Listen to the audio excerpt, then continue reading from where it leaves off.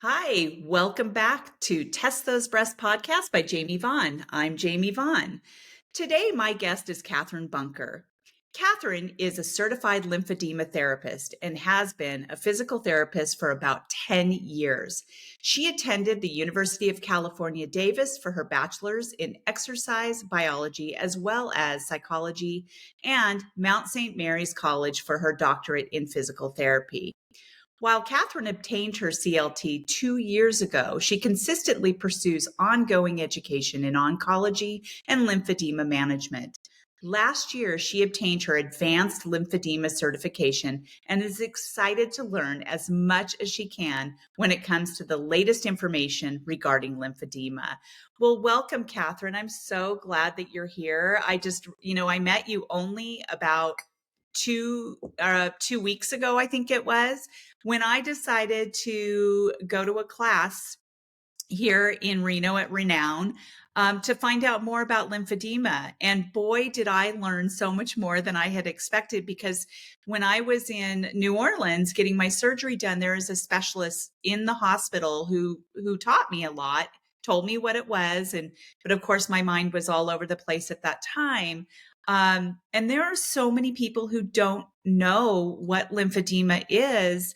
And I'm so glad that you're here, because we want to know more about what it is. What the heck is lymphedema and how does it affect your body? Absolutely. Thank you for having me. And that's a great question. And it's a question I get regularly every single day, many times a day. Like, I don't even know why I'm here. Like, what is lymphedema? And so I think the best way to explain it is it's just an abnormal accumulation of water and protein in your body, and mostly in those more superficial cell spaces.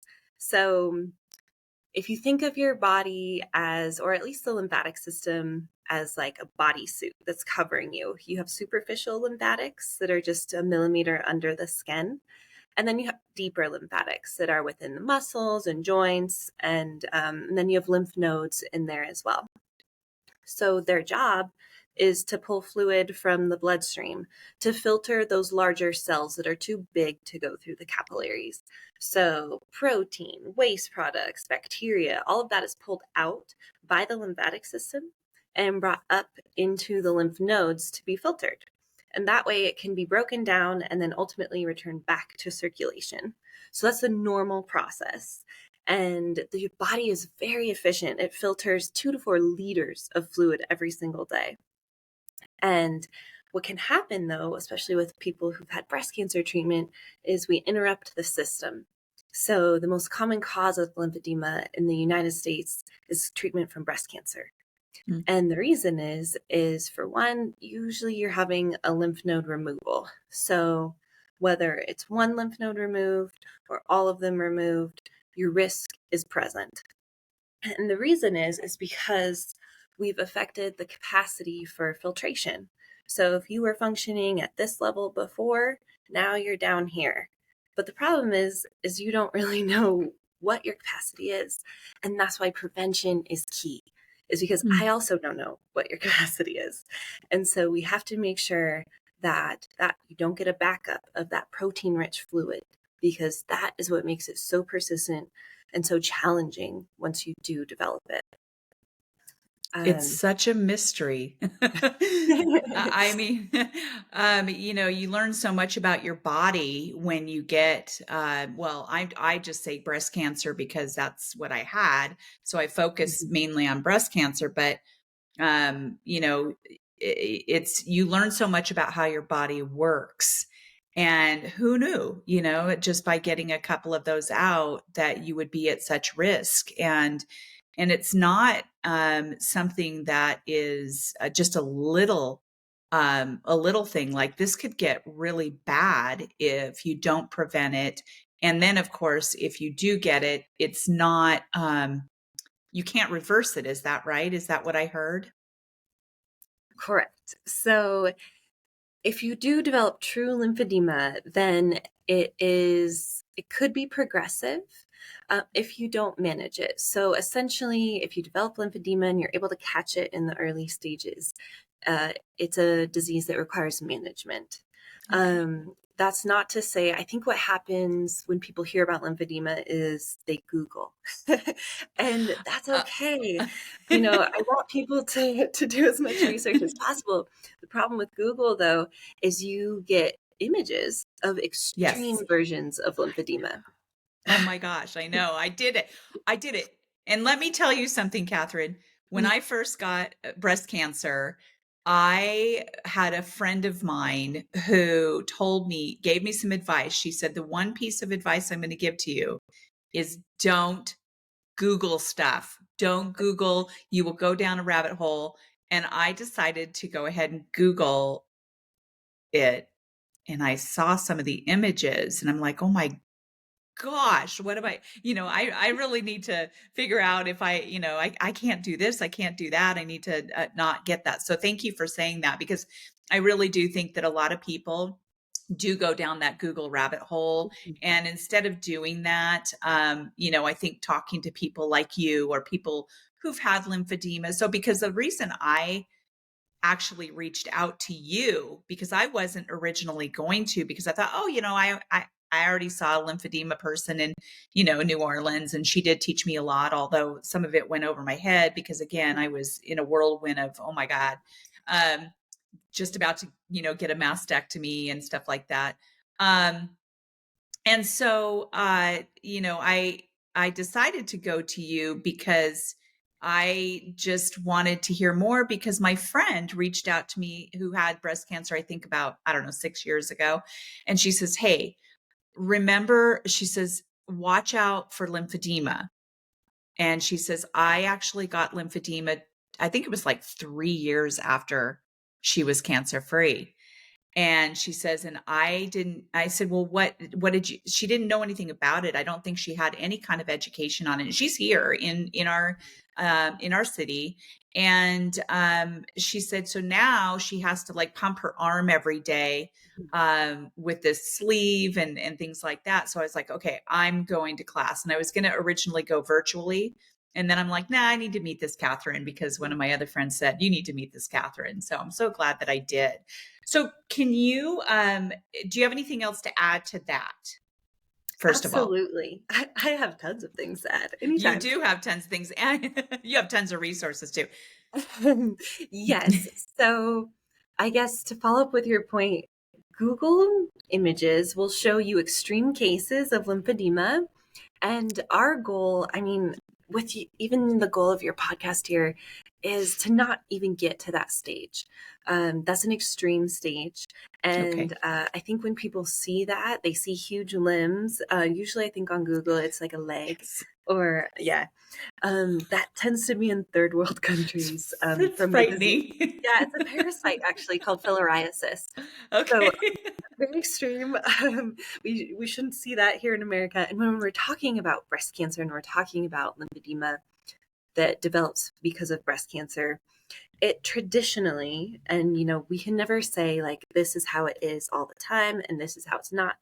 So I have to talk in generalities, but there are Okay. exceptions to everything. Um, so traditionally, lymphedema is a slow grow, and you're not going to wake up tomorrow with a Hulk arm. You're not going to wake up Okay. thing and be like, oh my gosh, like what is happening? Well, for one, the lymphatic system is a one-way system.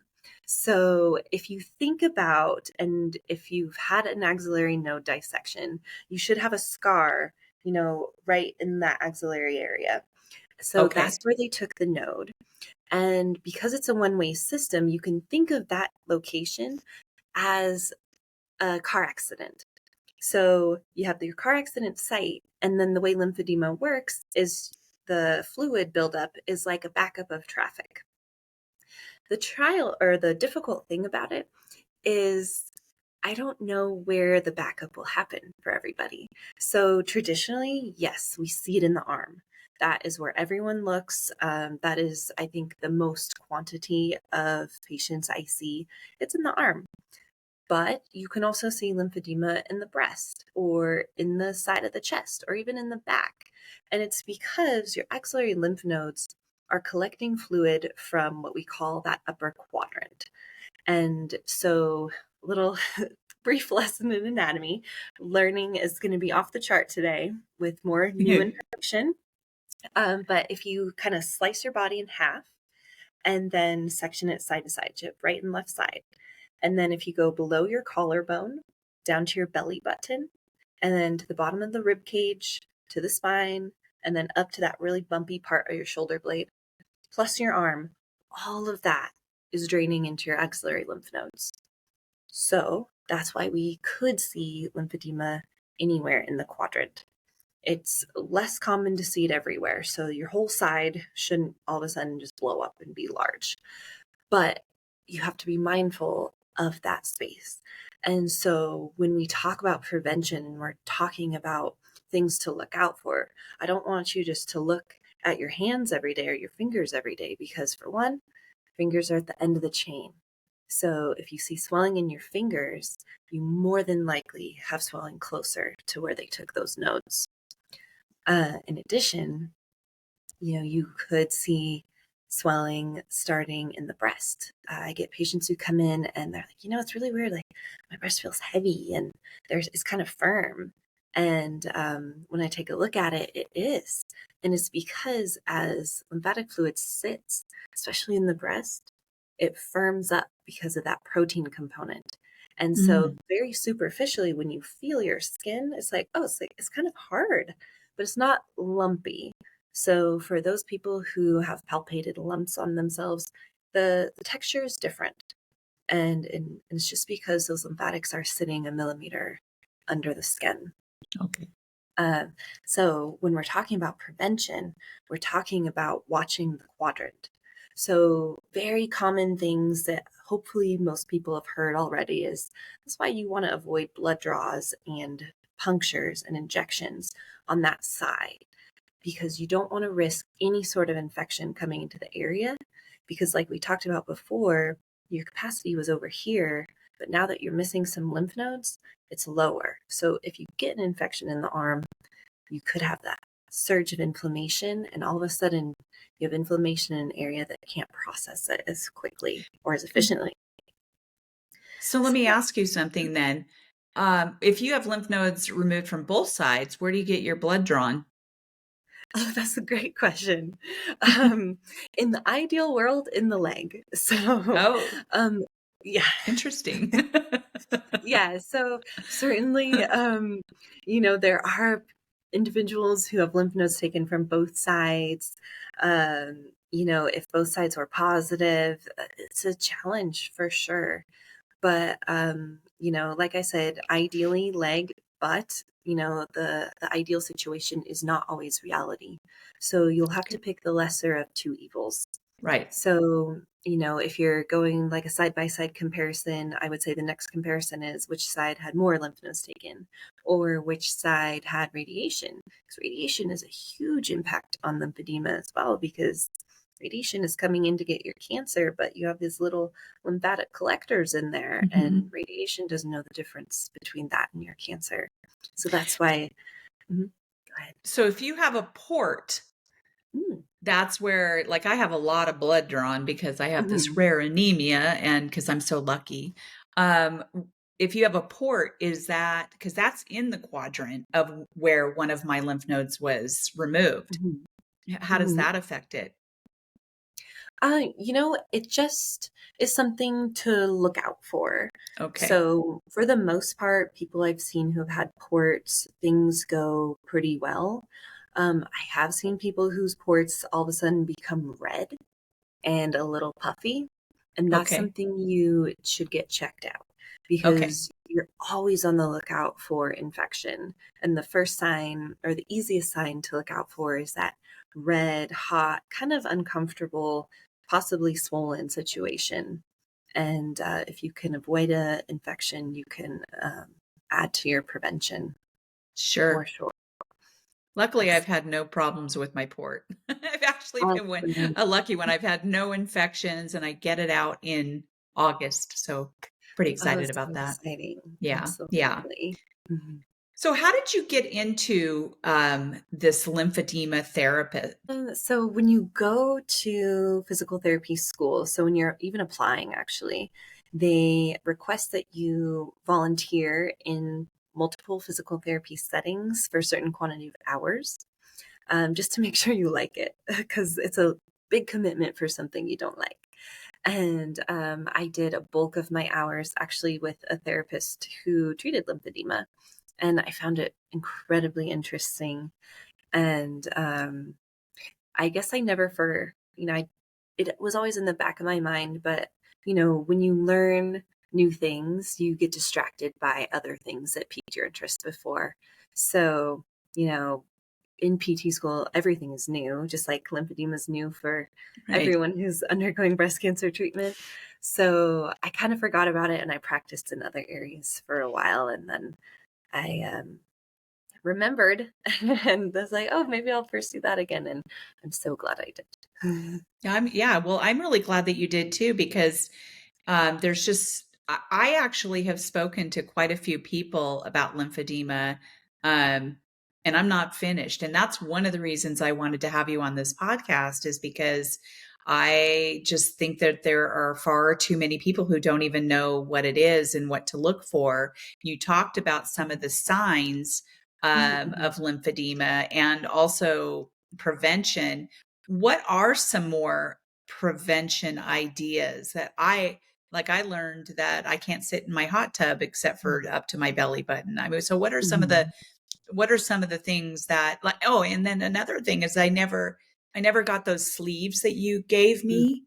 Mhm. Um like I didn't get any in New Orleans, and I figured that if it's such a big deal, you know, that that should be something that's given to all patients that have breast cancer that have had lymph nodes removed. So, what are some other prevention ideas that I'm not excited about? Because there's a couple in there that are very important to me and I want to know how to get around it. But so what are some Yes. So, like yeah, do I you would. usually in your classes see people go, what? I Oh, can't lift weights anymore? it's so true. It is. I don't think I know very many people who enjoy being the bearer of bad news. But so officially for prevention, just like you said, heat is a huge, what is it? It brings so much more fluid to an area. So even if you just think about your body in summertime, if you ever wear rings or anything like that, it usually gets tight, right? Yes. And it's just because your body is bringing your blood superficially to cool it. So that would be fine. In a normal area, that's totally fine. More fluid, more blood flow in an area, whatever. The problem is you're bringing more blood to an area that then needs to filter more fluid from it. And that's why it's risky. So hot tubs, yes. Um, it's a not as popular piece of education Yeah. that we're talking about, but officially, the best practice is going to be to submerge to the belly button. And it's because of that quadrant below the belly button, it's going to drain down into the inguinal nodes. So, do I have people that want to push those limits and they're like, Mhm. well, Catherine's not going to be there, so I'm going to submerge all the way. You could, and I won't, and I get people who test it, and you know what? I I can't blame you, because why else would you undergo breast cancer treatment if you didn't want to survive and enjoy your life? But Yeah. I'll give you the official recommendations and we'll kind of like chat about Yeah. how people try to go around it. So that being said, bathtubs too. So your frequent bathers in the bathtub, same rule applies. Saunas is a big downer for people too. And again, Yeah. it's that heat component. Um, it's just so much superficial flow, and you don't want to risk it. Or, I mean, I don't want anyone to risk it, but it's just everywhere, and you're just increasing that lymphatic load, and those lymphatics are not operating at a capacity that they could before. Mhm. Well, you'll be happy to know that I did sit in the hot tub up to my belly button last night.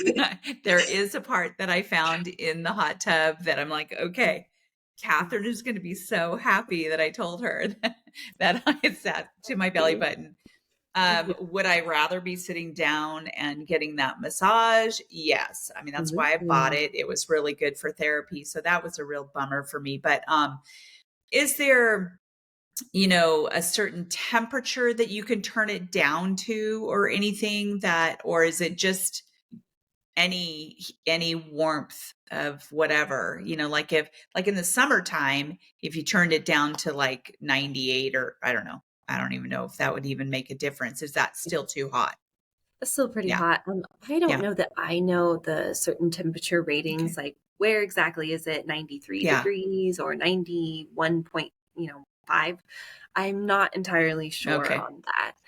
But, let's say you're 5 years out and you are at a party or you're on vacation, you forget and you submerge all the way. You forget all your precautions because you're having such a great time and you're loving surviving, right? Um, One time in isolation should be okay if you're monitoring your body. So if you're checking your body's response to this added fluid accumulation. So again, checking your hands is probably not the best comparison, but if you must, check both because you want to see how your entire body is responding. And that way you can have a nice comparison. For you, it's a little more tricky, especially with both sides with lymph node removals. But, check your feet. A lot of people, sometimes I get people that come in, they're like, oh my gosh, I am swollen. My arm is swollen. And you need to look. And we measure. And I'm like, oh my gosh, it is. Then we check the other side. And then we check their ankles. And you're like, your whole body has extra fluid on. And that's normal. Salt has a lot to do with it too. If you eat a whole pizza the night before, water follows sodium. So salt has a big impact on it. The temperature of the air, pressure in the atmosphere impacts it too. So a lot of people who are on chemotherapy drugs, some of those drugs cause massive quantities of fluid accumulation. So always a side to side comparison or just checking out other body parts is really important too. So if Um, you, so it would, so what do you do? Like if you, um, have all of this, fluid, like just say, your arm has all this fluid or whatever. What do you do to get rid of that? Is there a certain massage or what do you do?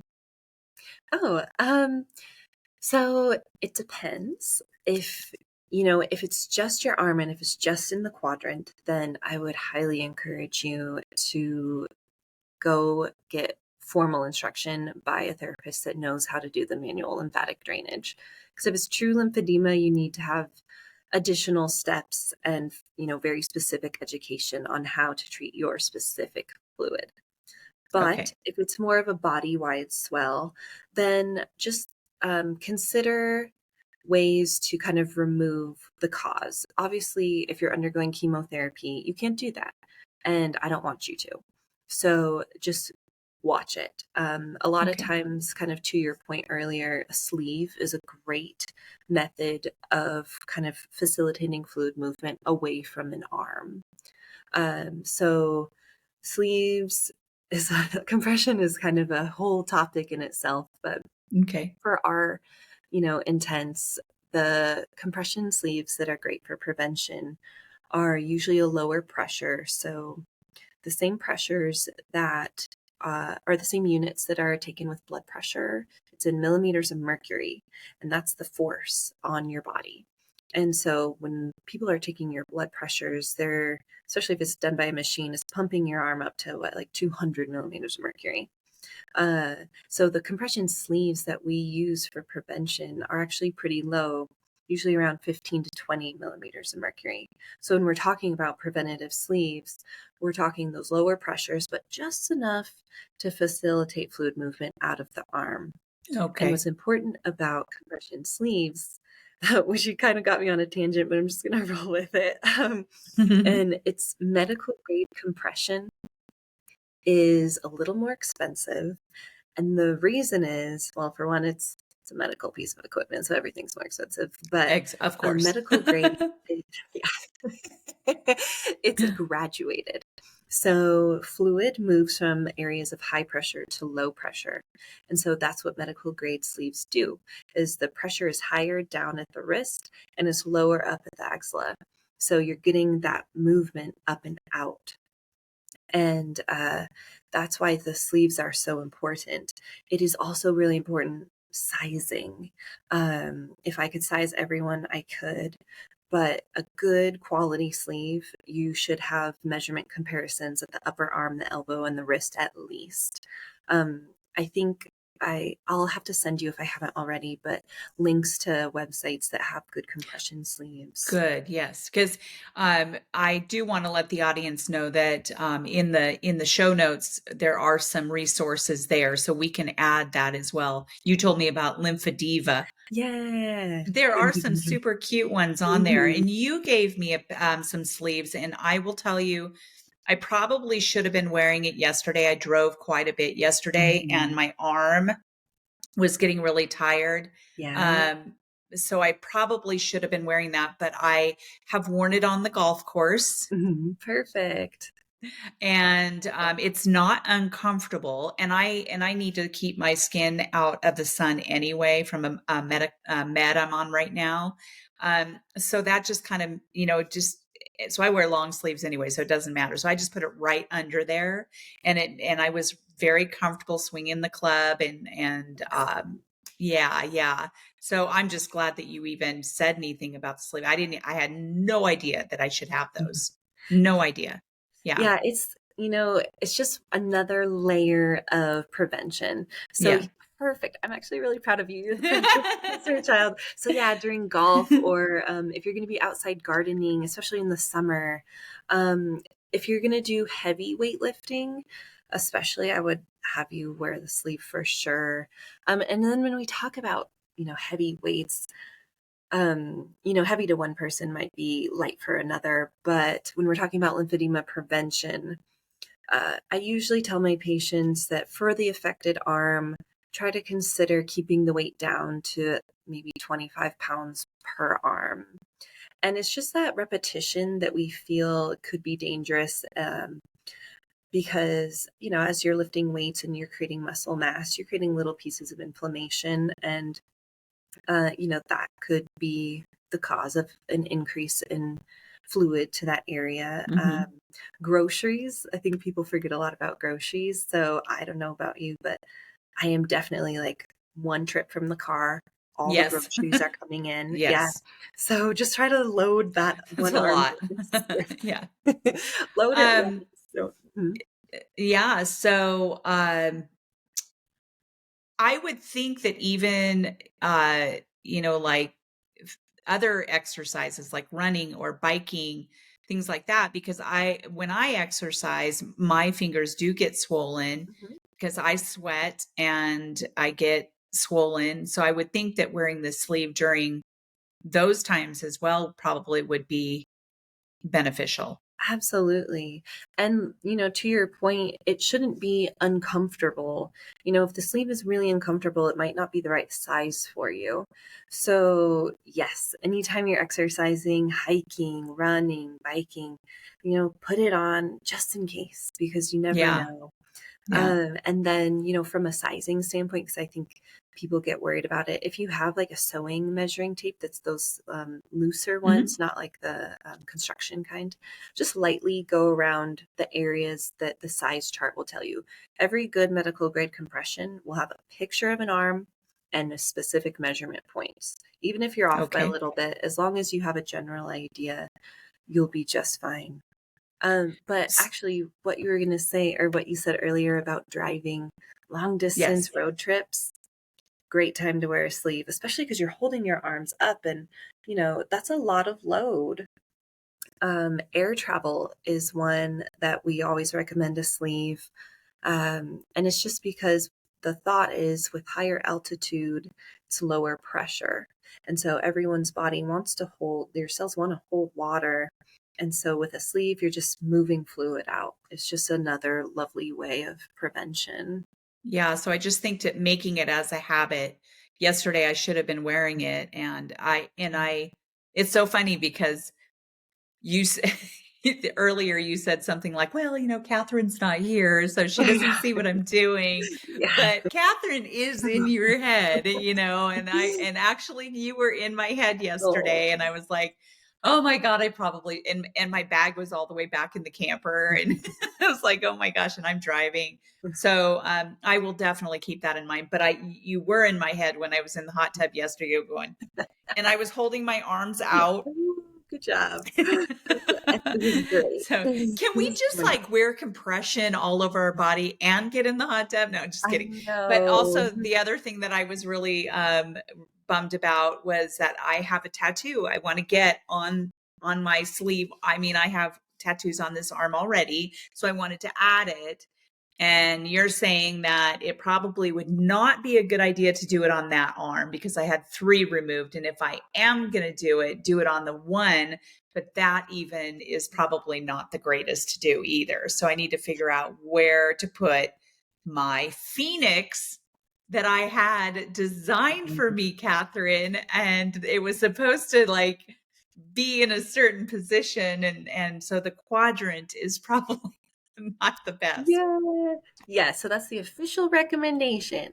Okay. So So yeah, so what about what a lot of us get nipple tattoos. Mhm. Is that okay? Well, of course, yeah. Because if you think about it too, a lot of people ask me like, "Wait a second, I'm going to have a reconstruction. I'm having Yeah. major surgery on an area that has reduced lymphatic capacity," and that's all right. Okay. Like I said, there are exceptions. Yes, and I would hate to endorse, a full sleeve of tattoos on an affected side. But, you know, the key is just watching it and just making sure that you know your body and you know how your body responds to even mosquito bites or bee stings.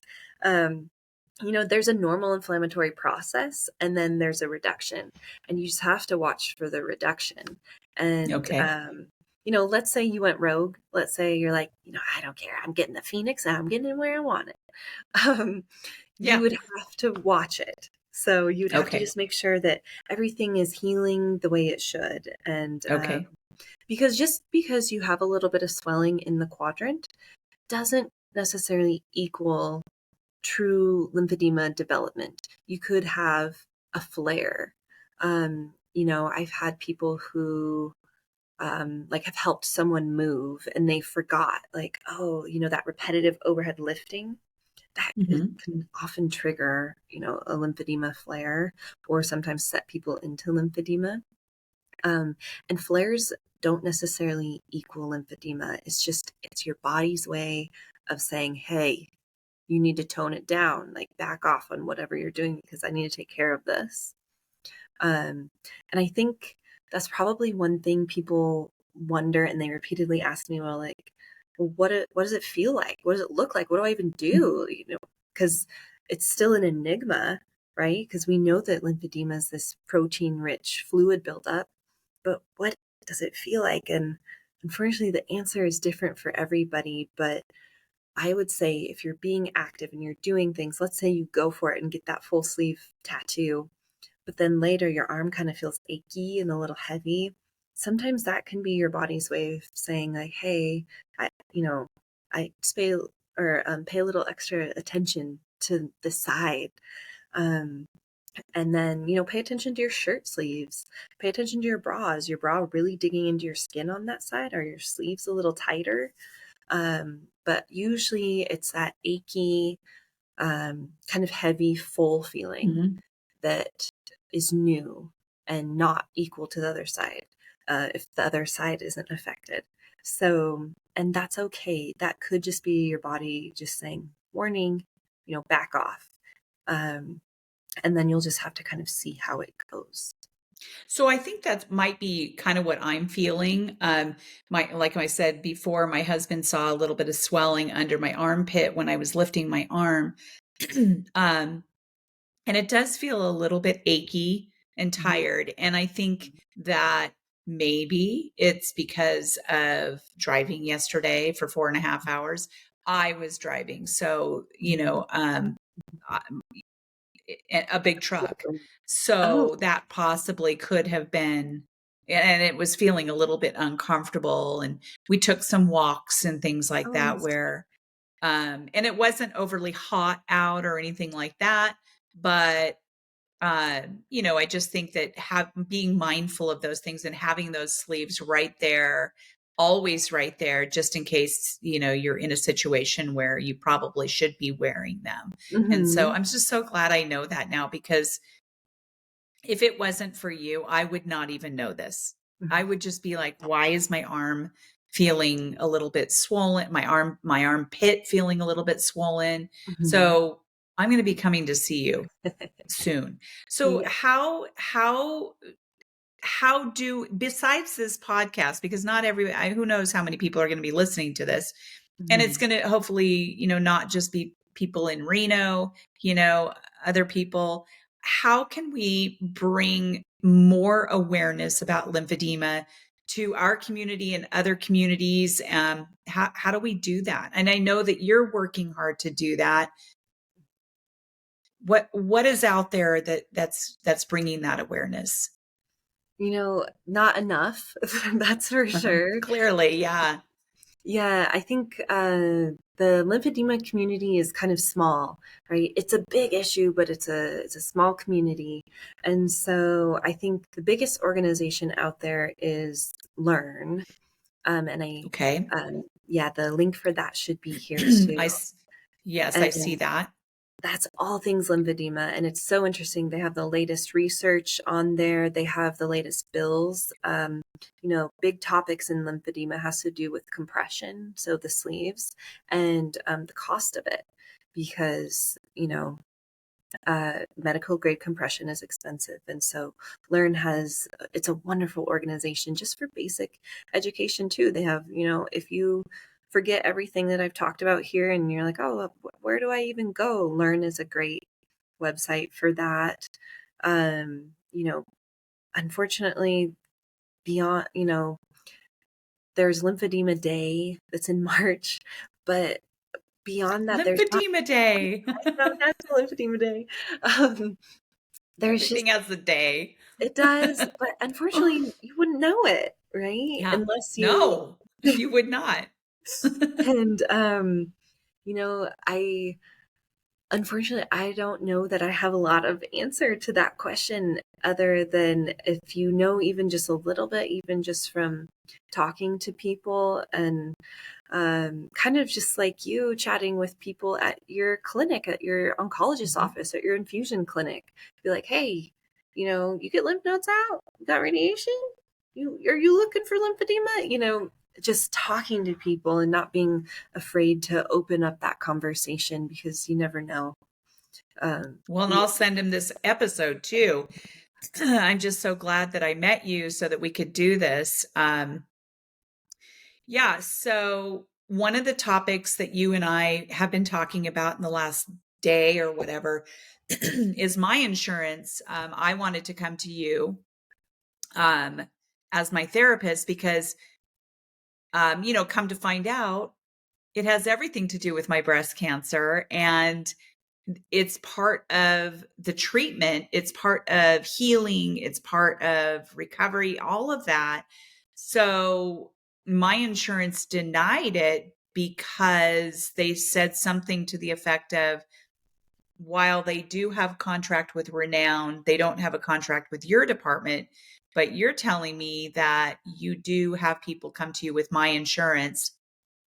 Mhm. So for people out there, sometimes things get denied. I Mhm. I was denied a hospital stay because of my rare anemia, because apparently it wasn't um life threatening, when in fact it actually was life threatening. So we called, I got a letter and all that stuff, and we called my insurance and they reversed that. So that comes along with advocating for yourself and paying attention to what your insurance company is doing, because I have every intention, when we get off of this episode, I'm going to be calling them and finding out why it was denied. My oncologist is the one who referred me to you. Yes. to be able to come to you. So I will keep you posted on that. So Yeah, those people who are listening, if you have anything that's denied like that, don't take that as an answer. You've got to call them and find out why, and somehow have them reverse that, especially given that you see people with my insurance. absolutely. And, on that similar vein, there's the women's health, and I always forget what it's called, and I'm a terrible therapist for not knowing this off the top of my head. But there's a federal law, and it's the women's. I always call it the Women's Health Act. I don't know that it's actually called that. Um, but it was created in the 90s, and it was to force insurances essentially to cover things like reconstruction after mastectomies. Yes. In that act, it says lymphedema related care, and it's a federal law, and all Thank insurances you. have to cover it. Yeah. Thank you. Yes, Yeah. that is one of the reasons that, and I know what act you're talking about. I Yeah. just don't know exactly what it's called. And I know that it was done in the 90s. And the only reason I know that is because when I was talking to the Center for Restorative Breast Surgery, they told me that by law, insurance companies have to cover the reconstruction. Now they're trying to change the code. And so I'm on an advocacy group who are trying to get them to stop the code change, because they're trying to get it so that the insurance companies only have to pay for the older version of the surgery that I had. And we're like, no, women should be able to get whatever reconstruction they want. As breast cancer, patients, they should be able to get whatever one they want. And it's looking really good. But that is a really good point, that same act has lymphedema prevention in there. So thank you for saying that. Yeah, you're welcome. So with that being said, I will take that to my insurance company. Yes, and maybe that's one thing we could have a link to, just so people can always reference Yes, that. I will find it. Yeah. Yeah, Or me you too. can I find, always or forget what whatever. it's called. It's very easy. Like one Google search, I'm like, oh, that was what it was called. Yeah. Yeah, and I think in theory, that act should, coerce companies or insurance companies into paying for sleeves. I know that a lot of people have had challenges with that. So, it's an ongoing battle. There was recently, actually earlier this year, a bill was passed that had solely to do with compression, and it's so exciting for the lymphedema world, Oh, not just good. in breast cancer, unfortunately, but kind of for everyone. So we're Good. excited to see where that is going. But you know, insurance, I feel like it's such an unnecessary, burden that people have this Oh worry. my And gosh. so if you're armed with any sort of information to be like, actually, this, I would just, so There are far too many people who just go, okay, well, it was denied, and they just sort of go about their way. No, no, no, no. We need to empower people to stand up for themselves, find the information, or at least, be taking the information that they are being given. And we'll put that in the resources. Mhm. Um, no, do not take what your insurance company says at face value. You really have to question them. And it is really stressful, Katherine. I mean, it becomes a full-time job when you are submitting stuff. Like I have a cancer policy. I had this wherewithal 15 years ago to say yes to a cancer policy through my school district. And thank goodness I did. And thank goodness I actually kept it, because I retired last year and I had a deadline that I had to tell them whether I wanted to keep it or not. And luckily I got diagnosed before that deadline. And I'm like, oh my gosh, I better keep that. Who knew I would need it? But it becomes a full-time job, and it's incredibly stressful, and no one that has to go through any kind of cancer or any kind of illness should have to be so stressed out by that because it's so complex and they do that on purpose. And Mhm. I watched a documentary a long time ago that's about insurance companies, and there were people who worked for insurance companies who said insurance companies train their employees to deny first. Always deny first. How scary is that? And how many people just take that and say, well, I was denied, so, oh well, Mhm. Yeah. or not be just, oh well, but really upset about it and have to pay all this money. So no, I'm really very much into advocating for yourself and using your resources as much as you can to find out more. So thank you for bringing that up, and we will find that Mhm. and we will add that, and I Mhm. will take that to my Mhm. insurance company. Absolutely. Mhm. So how can people reach you if they have questions or want to come to a class or want to have you as their therapist in our area? How can they reach you? Well, if you're in the Reno area, and I work for the big organization here, so you're welcome to have any of your doctors refer to lymphedema therapy. Um, I do teach a monthly class on lymphedema prevention, and we hand out sleeves there, courtesy of Moms on the Run. That's And awesome. yeah, and it's a free class. Anyone can go. It can be virtual, it can be in person. Um, I think we'll have a link to that Yes. RSVP site here. If you had a quick question, you wanted to call the office, we'll have the phone number here too.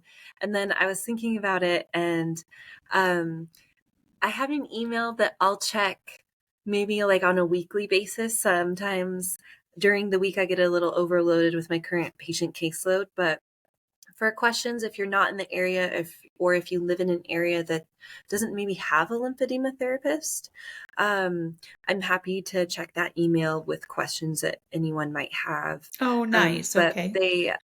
you might have to bear with me on the timing of that, because I have to make time to make sure I can look at it.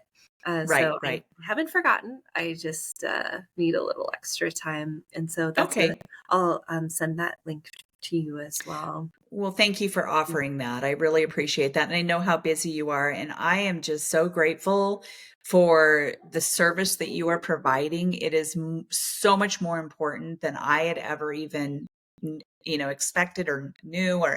And I'm hoping that people who have never even heard of lymphedema, or maybe they've heard about the word or whatever, Mhm. that they've gotten so much more from you. You've provided such a great, um, wealth of knowledge. And I just thank you very much. Is Oh, there anything else you would like to add before we hmm. wrap up?